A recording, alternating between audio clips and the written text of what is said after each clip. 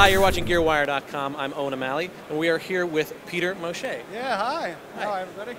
And Peter is executive producer, lead producer? No, Daryl's the executive producer of the show. I pretty much handle all the audio production of the show, deal with it, all the audio stuff, anything I have to do with it, and deal with all the musical kind of like audio decisions and that, and set it all up and have kind of realized it from the beginning on that aspect of it. And Daryl's the creator and the executive producer. The show, by the way, is called Live from Daryl's House. It's 2 years running now.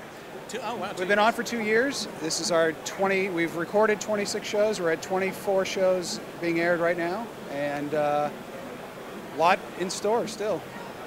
So when you're setting up when you were basically putting together the studio for the show, what specific considerations did you have to take into mind? Like, was it definitely planned as a web streaming show at first? No, it was originally planned as just like Daryl wanted to be able to do a show but not have to leave his house. So when we originally did the show, originally the idea with the show was actually we're just going to rehearse in his living room there for another show. And when we were in the room, you know, I said, boy, this room sounds really good. You know, we should record here. And he said, I have an idea for a show that I've been thinking about. Why can't I do a show and then just broadcast it instead of me having to fly to all these shows? Why can't I just do a show here and then everybody can just watch it at home? So he said, can we do that? And I said, yeah, we could do that, not knowing what I was getting into. And so we tested it on the first show. The first show was actually a test that became a show. The first show was actually recorded with just handy cams, just $200 handy cams. And I recorded it all properly, of course, but I brought in a bunch of external mic pre's and stuff, and I recorded it all that way. But there's no control room, there's no sound check, there's no line. You know, we line check everything, of course. And that's still true, even with the shows you do now. There's no sound check. There's no sound check. We basically, when the artist shows up, is when we start to roll. Sometimes now I'll get the guys in to play for a second or so just to make sure, but I just kind of have my guys that help me set up, check the inputs and everything. I kind of know where all the gains and stuff should be. And then when the artist shows up, we're doing it. Sometimes we get stuff on the first take. Sometimes they'll roll, maybe do 1 or 2 takes. It's more for them. Sometimes learning this song. Mostly the takes are because they'll want to assign background parts because we have a bunch of different singers. And maybe, like, well, the keyboard player will be doing this part, so I'll say, well, I'm doing this part, you do that part. Most of the rehearsal things they do are for that, just assigning their parts. And luckily I could get a little bit of a sound check in if they don't get it the first time.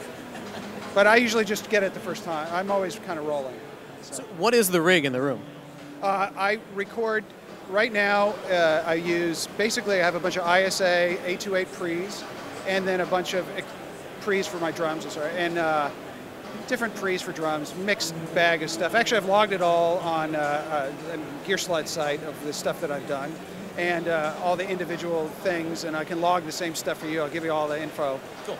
As well as I use my Sony DMXR console right now I'm using as just a monitor rig, just for monitor sends, because the room that I'm doing the mixing in, which I'm not really mixing, I'm just basically doing monitors. During the show, I'm doing monitors, basically, and monitoring levels. And I have HDR 24 XRs that I record into, and I have a redundant rig, so it goes into both of those, and I just loop through and monitor through them. So, is there any kind of audio post, like after you're done, like how extensive post? Yeah, I mix the show after the fact, and I just pretty much, it is what it is. Daryl never goes in and fixes anything. No way. It's hard to get him in to do the show as it is. So I thought it was his idea. Yeah, it's his idea, but he wants to leave it raw, and I agree with it. If we flub something on a take, they usually redo it right then and there. If it's not that great, he'll just go, let's just do it again. We're here. They play. They love playing, as you could probably see by watching it. So once it was decided that the show would be a web streaming thing, how did that affect your approach to setting up the sound? Or, I do mix it in headphones. I mix the first half of the time on speakers to get everything going, and then I mix the rest of it. Basically, I finish it on headphones because realistically, I listen to it on headphones a lot too. or on my laptop, and I also mix it through my laptop speakers at the end. I loop through so it plays live through my laptop just to check. Not to say that I don't, I focus on monitors for quite a while, of course, but I know a lot of people are going to be listening to it on headphones, and a good monitor, a good mix will translate to headphones, of course. So, I mean, having watched other sort of live web streaming stuff, I've been really impressed by the sound quality of it. Do you have a say over also like the I can't think of the word, the compression codecs and stuff, like what we actually see when we're watching? Actually, right. Originally, the show was at 96K, and it was more so because to make it stream fast, because I don't know if you guys, when you watch it, when you hit the button, it loads quick. It loads as quick as your browser does.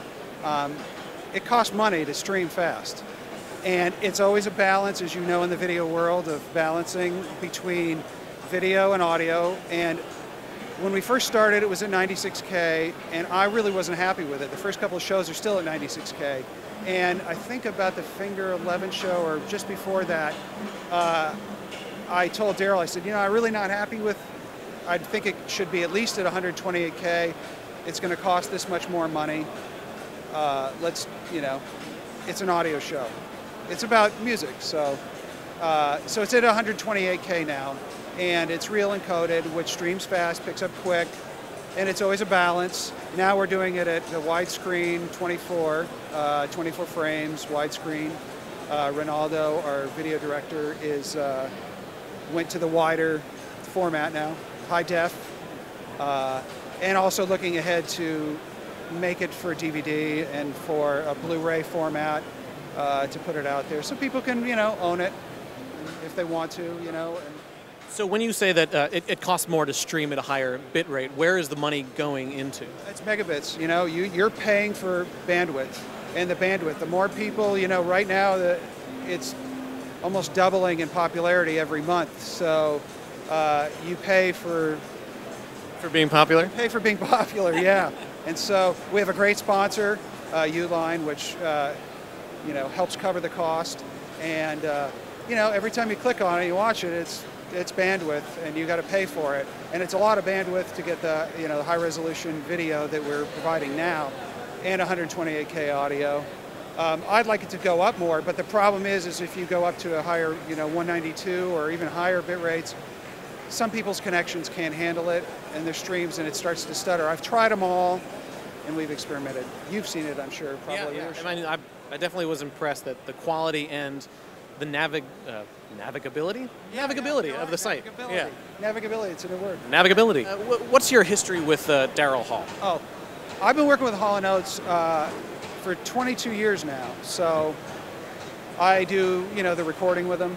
Been doing the records with them for years. I go out and do the production. We're on the road as well, kind of oversee the overall production of everything, whether it's live shows, if we go do TV shows, any type of thing that involves sound with them, I'm involved with it. We've just done, stuff in movies. We just did a box set that's coming out, which is a 4 CD box set, which is kind of the history of Hall & Oats music. So I get involved in all that. I archive all their stuff as well, and all the music that we've been doing over the years. We sell the live shows at the concerts too. We sell the live shows, and was involved in getting all that together. Sometimes I do live sound as well. I try not to do that anymore if I don't. So your background is primarily as a studio engineer? Yeah. I started doing that when I was a kid. So, and I've traveled a lot on the road with bands too. But Hall & Oats has been the last 22 years, like, with them, basically. Work with lots of other acts in our studio. We have a studio as well in Pauling, a Pauling studio that I've been doing lots of other albums with when Hall & Oats aren't doing something as well. I kind of squeeze them in there when I can. Lots of different artists over the years. So. I had another question about the show. So does the room present limitations to the sort of, So how do you deal with that? What are the limitations? How do bands have to change their instrumentation when they come in? The limitations are it's loud. It's loud in the room. We only have a few monitors in there. We limit ourselves to having 4 live monitors in the room, 2 side fills, and then 2 floor wedges. And Daryl and the drums are loud, and the room is untreated, totally untreated, because it's Daryl's home. I mean, believe it or not, we didn't set it up to be a studio. It's Daryl's house. It's his living room. he doesn't want us to go in and didn't want me to go in and do anything to the aesthetic look. So it's totally untreated. It is what it is. And it sounded great when we went in there, and it really sounds great until it gets loud, and then it really starts to fold in on itself. It's wood and glass, you know, and so... People end up having to go sort of more acoustic, unplugged? You know, it's all based on the drums, because the drums are the drums, you know, and, you know, Sean Pelton, who's mostly our drummer on the show, you know, he hits pretty hard, and drums really gauge it all. As anybody who's done sound before, you know, drums gauge it. And the room itself, I've got all the specs of how the room is. It's like 40 by 20 something. It gets loud. It gets real loud in there. How high, are there high ceilings in the room? Luckily, I have high ceilings, which allows I think it's 15 or 20 feet, 21 feet, I think, at the crest of the ceiling. And that helps that it's not a low ceiling. That's really a blessing for us, you know. It looks like it's a very rustic looking room. I'd imagine the sort of untreated wood has a lot to do with the sound. It's a hemlock, pine, and there's some oak in there. And I know that because when I heard it, I was like, wow, what kind of wood is this? It sounds really, really good. Is that up on Gear Sluts too, the wood in the room? Nice. The wood is important. And there's no treatment under the floors. The floors are hollow underneath, and there's another floor underneath it. And the only treatment is there's a couple of carpets on the floor there. And, you know, we take it all away. It's an empty room. And yeah, it looks crowded when they're playing. Yeah, we set it up the night before. I set it all up, not with a band. We just set it all up, and then the next morning, you know, we go. No sound check. No, like, hey, let's get sounds. It's just go. You know, it's pretty much a shotgun wedding, and it's really the first time we meet the artist too. You know, they show up at about 12:30. And unless it's an artist that we already know, it's the first time that we get to meet him right then and there. So it's fun, man. It's a lot of adrenaline, you know, because it's like, hey, you know, we all introduce ourselves and go ask them, do you like to wear... I have an ear monitor for the guest if they want. Generally they don't, because the room kind of mixes itself, actually. So, and I put a mix through the side fills so everybody can hear a little bit of everybody else. So that sort of shotgun wedding nature of it must contribute to the performance quality. It's great, man. It's great. I wish all music could be like that, but I wish all musicians could be that good too. You know, it really is based on that. Wishes were horses. You know, I'm as good as my input, so you know, it's a blessing to have such great musicians all the time. And do you book the artists also? Was that part of it? We have a booking agent that goes and finds it, but Daryl actually has the final say on everything. You know, he has to gel with the artist, so he's got to kind of have something he likes about the music. So we have a booking guy who's kind of our management at the same time, Jonathan Wolfson. He's out in LA. That, you know, if anybody wants to, they can email me about anything. And then we kind of run it by Daryl, but it filters first. You know, the artist kind of has to have an album going on or something going on, because we don't want anybody that's just, nobody knows or already heard anything, unless they're just so extraordinary that, you know, and they got to be something that inspires those guys too. You know, it's got to be something that Daryl goes, wow, this is cool. You know, like when we saw the video of Monty Montgomery, somebody sent us a YouTube video, there's Monty Montgomery. It was like, holy cow, this guy's amazing, you know, and we were watching it, and it's like, we got to get him on the show. And that's how it comes about, you know. If you're good, maybe you get invited, you know. Meritocracy and we have coming up, we have Jimmy Wayne, who's a great new country artist, a really popular country artist now, who just covered Sarah Smile actually on his new record. We have Fall Out Boy, I just did day before yesterday, unbelievable. Patrick Stump, Fall Out Boy, and then Diane Birch, who I'm just so excited about. She was one of those artists that just blew us all away. She was just amazing for such a young talent. You know, when somebody walks into the room, you really know. You really know. You go, wow. Because it's kind of like a boys' club in there too, you know. And here's this little 26-year-old girl. I think she's 26, maybe 23. I don't know. That comes into this boys' club, you know, and she held her own, man. What a singer! Blew everybody away, and really eye-opening. And that's the kind of thing, is you don't know. And when the person comes in and starts playing, it definitely lifts the room. You know, they can raise the whole bar up for everybody who's playing, and you see it happen.